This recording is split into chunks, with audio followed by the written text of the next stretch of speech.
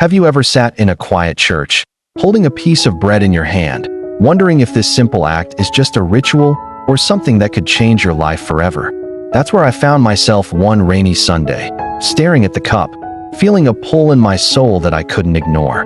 Today, let's walk through this together: Mass versus communion. Are they the same? Or is there a divide that runs deeper than we think? Picture this. You're a new believer, fresh in your faith, and you hear friends talking about going to Mass or taking communion. One sounds formal, wrapped in ancient traditions. The other feels personal, like a family meal. But why does it matter? Most folks skirt around this because it touches on old wounds, divisions between Catholics and Protestants that have split families and churches for centuries. We avoid it to keep the peace, but ignoring it leaves us missing the heart of what Jesus meant when he broke bread with his closest friends.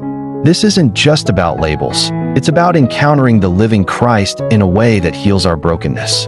If we get this wrong, we risk turning a sacred moment into empty routine, and that's a tragedy no one wants.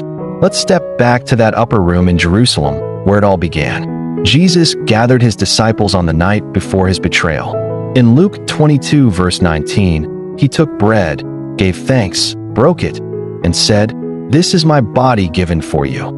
Do this in remembrance of me." Then the cup. "This cup is the new covenant in my blood, which is poured out for you." Simple words, but packed with power. The Greek word for remembrance here is anamnesis. It's not just recalling a memory, like flipping through old photos. It means to make something present again, to relive it so vividly that it shapes your now. Jesus wasn't starting a debate. He was inviting us into his sacrifice, making his death and resurrection real in our midst. Now, fast forward through history. In the early church, believers met in homes, sharing bread and wine as a meal that bound them together. Acts 2 verse 42 tells us they devoted themselves to the apostles' teaching, fellowship, breaking of bread, and prayer. That breaking of bread? It was koinonia, Greek for deep sharing, communion in the truest sense. But as the church grew, especially under Roman influence, things evolved.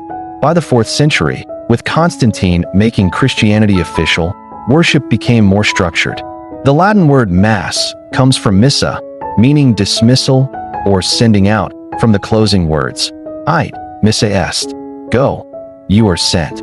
It wasn't a new invention, it was the same remembrance, but layered with rituals to honor the mystery of Christ's presence. Here's where the paths fork.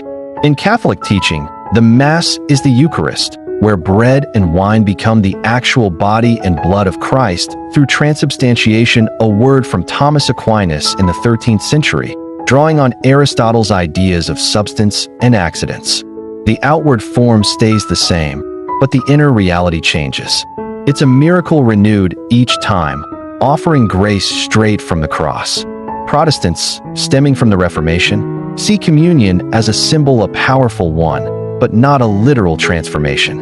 Martin Luther called it consubstantiation, where Christ is present with the elements, while others like Zwingli viewed it purely as a memorial. John Calvin put it beautifully: "We are fed with the body of Christ, that we may be made one with him." Different views, but all point back to that upper room. Think about Peter for a moment. Impulsive Peter, who denied Jesus 3 times, yet after the resurrection, he was there at Pentecost, breaking bread with the early believers. His story shows how this act isn't about perfection.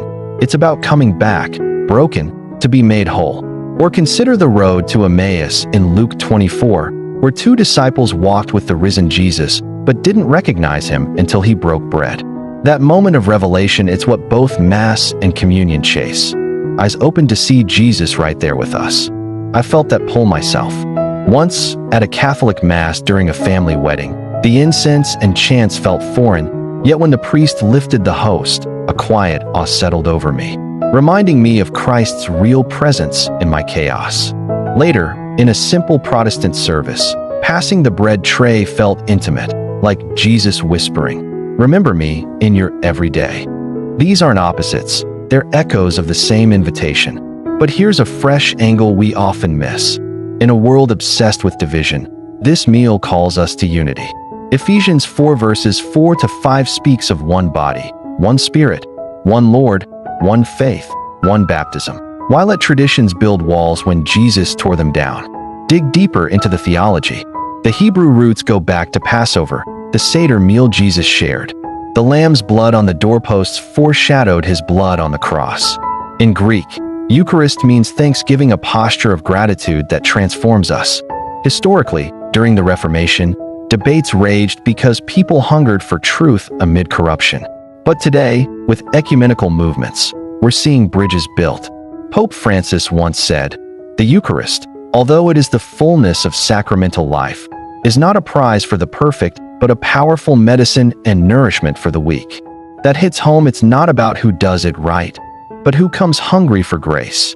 As we journey further, imagine yourself at that table now. You're not just observing, you're part of the story. Maybe you've skipped communion because you felt unworthy or rushed through Mass without letting it sink in. That's where conviction stirs. This isn't optional. In 1 Corinthians 11 verses 27 to 29, Paul warns against taking it unworthily, not discerning the body meaning, not seeing Christ's sacrifice and the unity it demands. It convicts us to examine our hearts, to forgive as we've been forgiven. But it also brings hope. No matter the name, Mass or communion, it's God's way of saying, "I am with you, always." Let's pull this together. We've walked from that upper room, through centuries of change, to your seat right now. Mass and communion aren't identical twins, they carry different emphases. One more sacramental, the other more memorial, but at their core, they're the same sacred act.